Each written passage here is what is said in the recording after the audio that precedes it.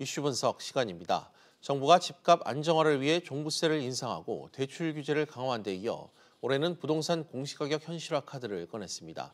어떤 내용인지 살펴보고 부동산 시장 동향 점검해 보겠습니다. 한양대 공공정책대학원 김재필 교수와 함께합니다. 교수님 어서 오십시오. 예, 안녕하세요. 네. 한양대학교 공공정책대학원 김재필입니다. 예, 무섭게 오르기만 할 것 같던 이 부동산 시장 분위기. 지난 가을 이후 조금은 현재 지금 식은 분위기지 않습니까? 네, 최근 그렇습니다. 한국감정원이 내놓은 올해 전망만 봐도 좀 상황이 좋지 않은데 시장 분위기 좀 어떻게 요즘 보고 계세요? 예, 지난주에 그 한국감정원의 데이터 분석을 보면은요, 수도권에는 0.5%, 지방은 약 1.8%, 거래량은 5.5%가량 하락한다는 전망이 나왔었습니다. 자, 그동안 그 정부의 부동산 그 정책은 규제에 일변도에 있었죠. 예. 그러면은 규제라는 것은 일시적으로 소강 상태였다가 다시 수급 불균형이 어느 일정 기간 지속되면은 다시 원 상태로 회복하는 그런 시작이 반복됐었습니다. 그런데 그 문재인 정부에서는 어느 때보다도 강력한 부동산 그 대책으로 인해서 거래를 통제하는 데는 성공했다고 할 수 있겠습니다. 자, 이런 그 원인에 인해서 소강 상태가 지속되고 있는데요. 거기다 2차로는 공급 정책까지 함께 펼치고 있습니다. 자, 부족한 그 주택을 공급하겠다는 얘기인데요. 그 3기 신도시를 보면은 비교적 입지 여건이 양호한 경기도 남양주, 하남, 과천, 인천 계양에 건설하기로 했습니다. 하지만 여기가 우리가 3기 신도시를 살펴보면은 입지 여건은 양호하지만은 서울의 그 양질의 그 주택을 공급하기에는 다소 미흡한 편이죠. 그래서 최근 그 부동산 거래가 줄어드는 원인 중에 하나는 대출 규제와 그리고 그 금리 인상, 보유세 강화, 양도소득세 중과와 거기다 실물 경기가 같이 그 합쳐져 있습니다. 예. 그 매도자 매수자, 그러니까 어느 한쪽만 매도 매수를 하는 게 아니라 매도자 매수자 그 양자 간 다 그 심리를 이축시킨 것이 가장 큰 원인이라고 할 수 있겠습니다. 알겠습니다. 서울 그 같은 데 보면은 그 서울 25개구 중에서 11개구가 약간 그 하락세를 그 타고 있는데요. 그래서 부동산 전체 시장은 침체기라기보다는 약간 관망세를 타고 있고 전년도에 급등했던 지역으로 인해서 올랐던 그 비율에 따라서 약간 그 조정기에 거쳤다고 할 수가 있겠습니다. 제가 최근에 그 부동산 거래량을 한번 봤는데요. 서초 반포자이 유명하죠. 198제곱미터가 실거래가가 최근에 30억에 거래된 사례가 있습니다. 그런데 동일 면적이 지금 호가가 33억에 한 건이 나와 있거든요. 예. 그러면 30억과 33억의 중간선인 약 32억 원 정도 생각하고 있는데요. 이런 요인들이 그 국지적으로 선호도가 있는 지역은 가격이 하락하지 않는다고 생각을 하고 있습니다. 자, 올해 그 거시 경제가 위축되면서 부동산 시장도 자연스럽게 그 조정될 수가 있는데요. 서울은 국지적으로 그 잠재적 대기 수요가 풍부한 지역입니다. 지금과 같은 완연한 하락세가 지속적으로 이어지기는 어려울 것이라고 생각을 하고 있습니다. 예, 그 또 최근 공시가격 현실화를 둘러싼 논란이 거세인데 이 부분도 좀 바로 짚어보죠. 정부가 공시가격을 현실에 맞게 조정하기로 하면서 지금 시장의 우려가 상당히 높습니다. 먼저 정확히 공시가격이 뭔지 또 그동안 현실과 어느 정도 좀 괴리가 있었는지 이 부분을 좀 다시 한번 짚어주실까요? 네, 대부분 저한테도 그 많은 그 전화상의 문의가 있는데요. 첫째는 공시지가와 공시가를 물어본 사람들이 많이 있습니다. 자, 공시가는 토지에 관련된 가격을 얘기하고요. 예. 그다음에 공시가격은 그 지역의 주택의 규모라든지 신축 연도, 도로 조건이라든지 여러 가지 그 주택 특성을 반영을 해서 건물과 토지를 일괄로 감정 평가한 적정한 가격을 공시하는 제도를 공시가라고 합니다. 이 공시가격은 매년 그 국토부 장관이 전국적으로 그 약 22만 가구를 표본해서 적정 가격을 조사 평가를 해서 중앙부동산평가심의위원회 심의를 거칩니다. 그래서 그 가격을 공시하고 이 공시가를 기준으로 해서 그 각종 그 재산세라든지 종합부동산세 등 보유세에 관련된 세금을 부과하는 기준으로 삼고 있습니다. 예, 뭐 세금 폭탄 우려가 나오고 있습니다. 공시가격이 얼마나 오를지 그에 따른 세금 부담이 좀 얼마나 되는지 좀 구체적으로 쉽게 좀 설명 부탁드릴 수 있을까요? 예, 그동안은 공시가격이 굉장히 그 현시가와 그 괴리가 있었습니다.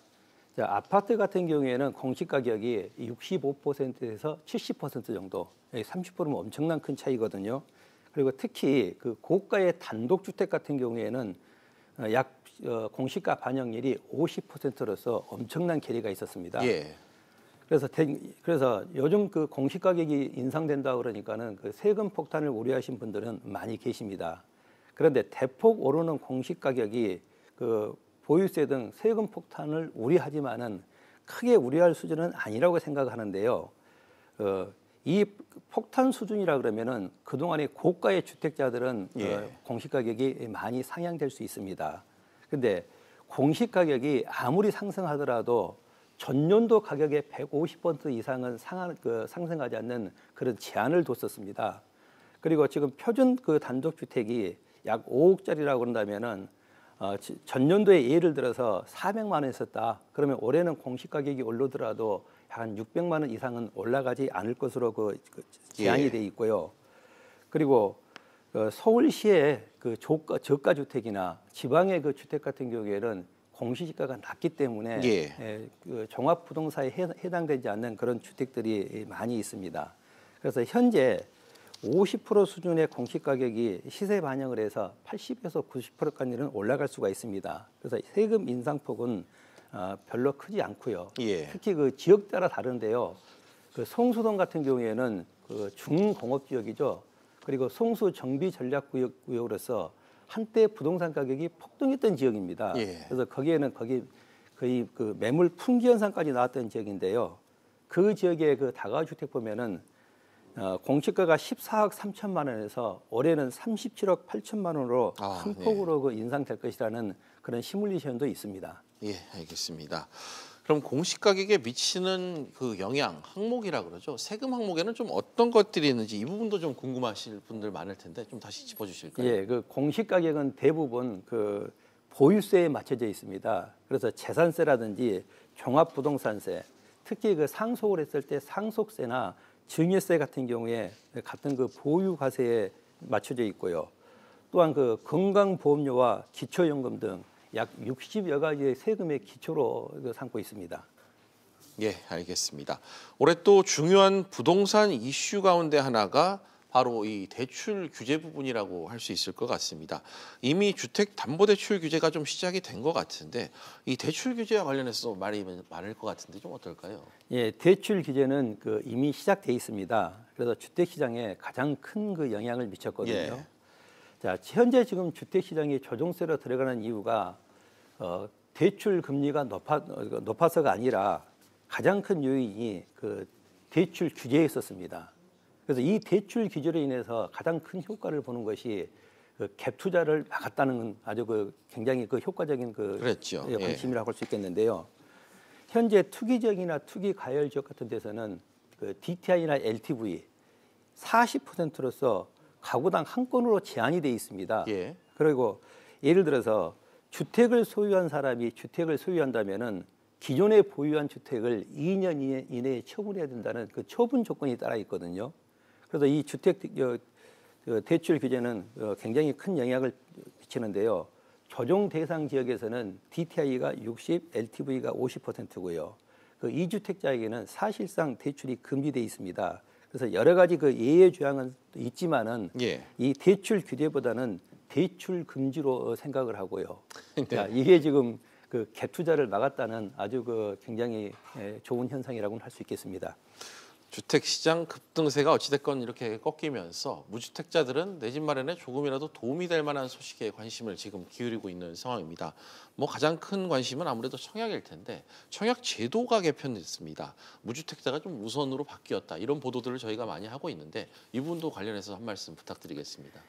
예, 그런데 그 무주택자에게는 굉장히 그 당첨 기회가 높아졌거든요. 예. 그래서 무주택자는 그 혹이라고 할 수가 있는데요.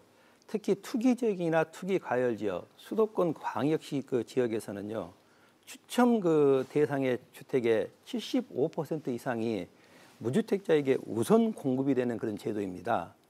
자, 올해 그 서울에서 약 그 전년도에는 약 3만 6천 가구가 공급이 됐었는데요. 예.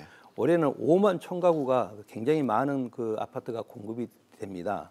그래서 그 당첨만 된다면 로또라고 할 수 있는 지역이 있죠. 모두가 예. 선호하는 그 강남 3구 중에 그 서초동에 있는 그 무지개 아파트입니다. 이 무지개 아파트는 GS건설에서 서초그랑자이라는 그 브랜드로 일반 분양이 약 215세대로 좀 많은 편인데요. 지금 화면에 나오고 있죠. 예, 올 6월에 분양 예정됩니다.